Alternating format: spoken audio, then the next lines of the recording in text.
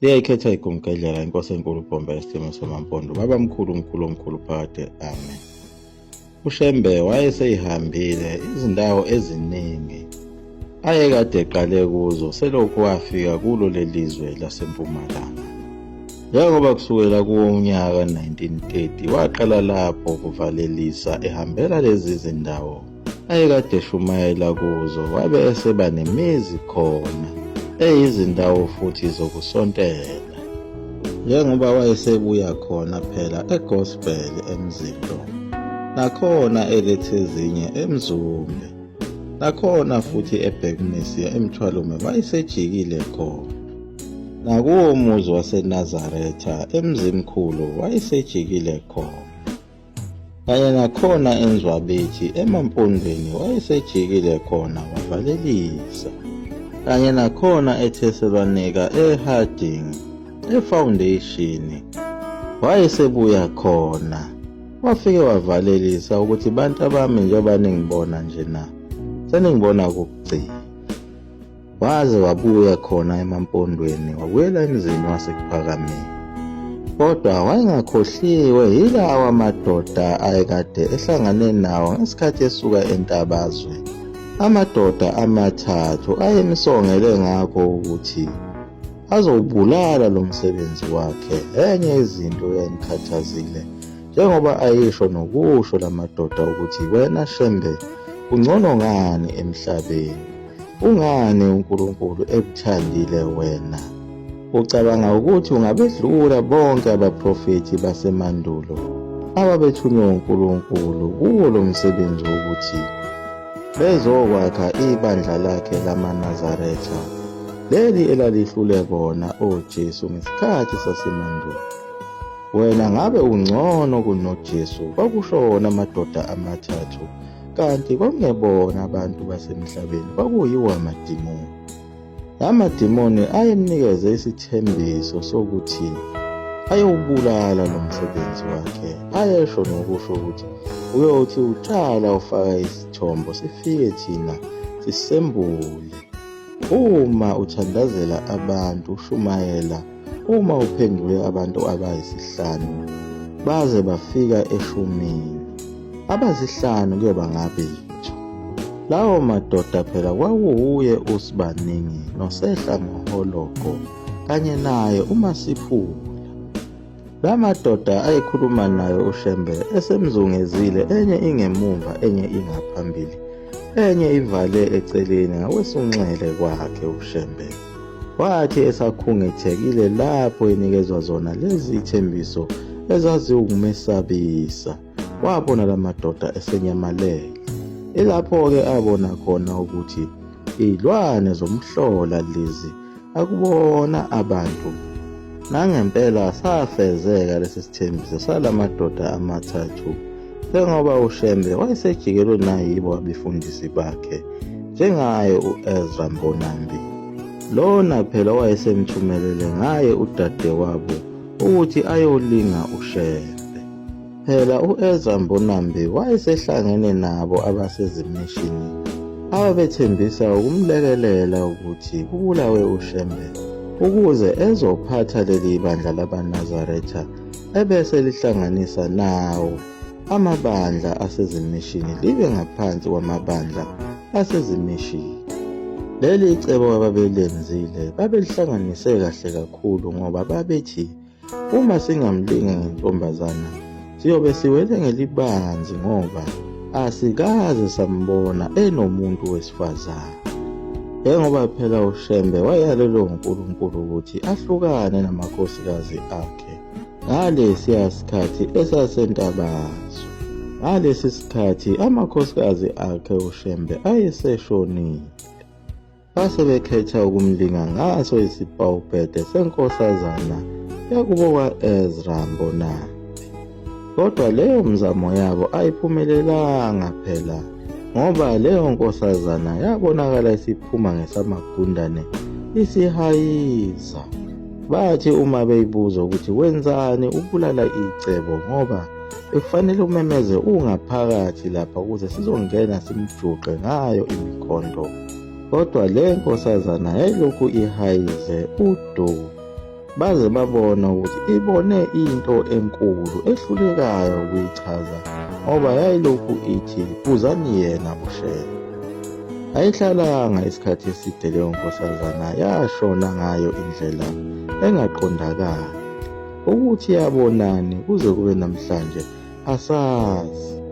Kulolu hambo lwakhe uShembe lokuvalelisa wagcina phela efikile khona ePort Danford enelisiwe, lapho khona ayethi uyofaka umjado ezulwini. Lona phela owayehle u4 wayo inhlawulo yendodakazi yakhe eyayikhishwe yilo phela ibhinca B elalingakholwa sidalo.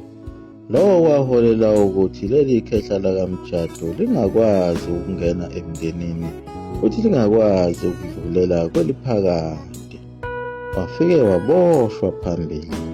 Kodwa leli khehla laba nayo phela inhlanhla ngoba lagcina liphunyukile kuleli jele elaliboshwe kulo lakhululwa kuye phela uShembe ngawo loya mcimbi alenzela wona, lapho kwahlanjululwa khona lona ithuna lakhe lase livunuliswa ngazo izimbali kwabe sekuyalunga.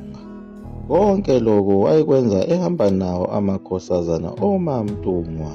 Kodwa umfundisi uMngoma wayengekho ngenxa yokuthi wayebambekile. Wayekade ezibikile nakuye uShembe ukuthi ubambekile ngeke akwazi ukuphumelela ukuba sekuphakameni sebeyohlangana khona eNLC.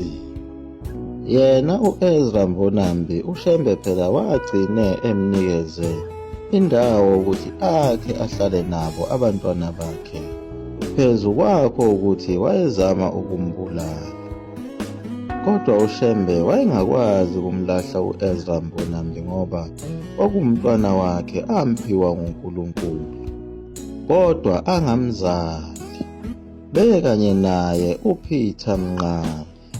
Njengoba uShembe wayefuna ukuthi kube yibo abaholi baleli bandla bokuqala emveni kokuba esehambile emhlabeni, kodwa bamphoxa kakhulu ngenxa yako ukuhlubuka. Kwabe sekusala amadodana lawa amancane amabili ayezalwe uye uShembe ngohlelo lukaNkulunkulu, lapho amthuma khona kuwo amakhosikazi akhe ukuba kuyozalwa labantwana. Lokhu kuhlubuka kwabo oMzobe noMnqayi kanye naye uEzra Mbonambi kwabe sekuzogqilaza laba bantwana ababengakakhuli ngokwenele ukuthi babe bengahola leli bandla. uShembe waqhubeka nabo ukushumayela khona ePort Danford emzini waseNelisiwe. Abantu abaningi bayikhetha inkosi yasekuphakameni. uShembe ushumayela lapha ubambe naso isikhathi sokuthi ulinde yena umfundisi wakhe uMngoma akade bethembisene naye ukuthi bazoficana lapha. Nebala wagcina efikile yena umfundisi Simon Mngoma. Wajabula kakhulu uShembe ngokufika kwakhe uSimon Mngoma. Wabe esemthumela ukuba ayobhabhadisa abantu emfuleni uMlalazi obude buduze nayo le ndawo yakhona lapha eNLC. Umfundisi uMngoma wababhabhadisa waze waqeda abantu. Bathi uma esebuya kuye uShembe sebexoxa, wabe semtshela uMngoma uShembe ukuthi mntanami, isikhathi sami sesifikile sokuba ngihambe emhlabeni.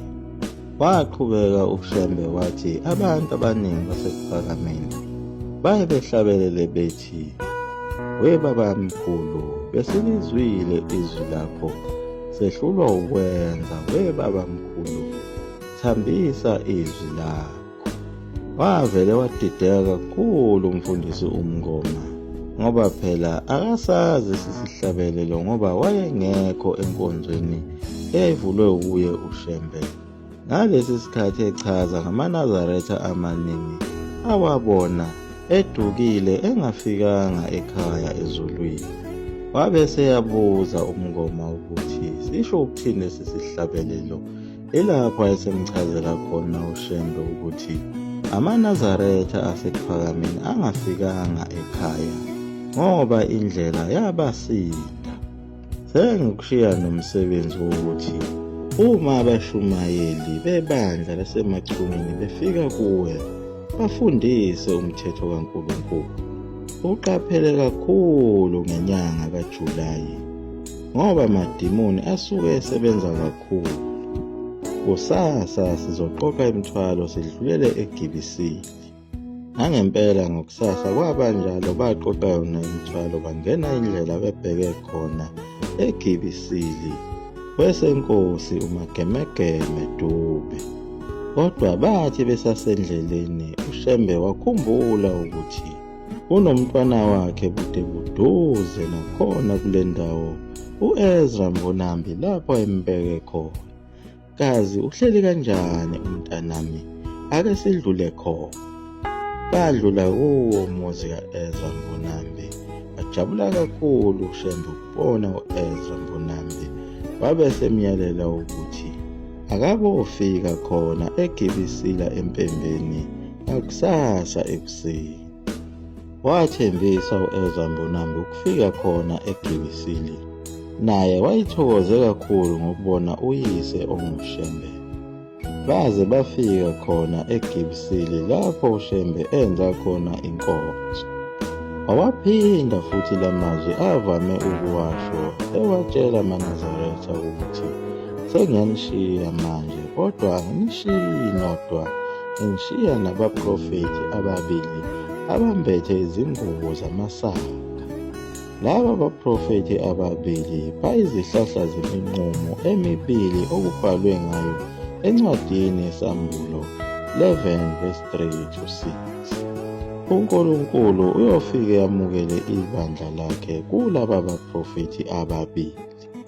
Omncane kuyothiwa ngu-Elisha. Abaningi babengakuzwa kahle lokukhuluma kwakhe uShembe ngoba phela wayephila ewumqemane futhi engagugile. Njengoba wayehamba onke amabanga amade ngazo izinyawo zakhe. Wathi inkonzo uma isiphelile wabe sefika umfundisi uMbonambi. Ufika njena u-Ezra Mbonambi kanti unecala enkosini yakwaDube isimmangalele. Kanti leyo ndaba wayeseyizwile yena uShembe. Phela inkosi yakwaDube yayimsusa kule ndawo ayehlezi kuyo ngesizathu esingaziwa. uShembe wabe seyamluleka u-Ezra Mbonambi ukuthi asuke kule ndawo. Wathi mntanami, siyisebenzi ngaphansi kwamakhosi. Ngiyakucela ukuba usuke endaweni lena inkosi ethe suka kuyo ubuyele kuphakamile. uShembe wabe sephinde semtshela futhi ukuthi mntanami, sengizohamba manje emhlabeni. Ngifuna uhlale kahle uphile ngokulandela umthetho kaNkulunkulu engakufundisa wona. Waqeda lapho uShembe wabe seyalela inhlal'suthu ukuba ayithathe umkhono wenkomo inike yena u-Ezra Mbonambi ukuba ayodla nabantwana bakhe ekhaya. Waqeda lapho uShembe wabe sememezela ukuthi kusasa ekuseni uyaphuma umhlangano sibheke khona obunjini.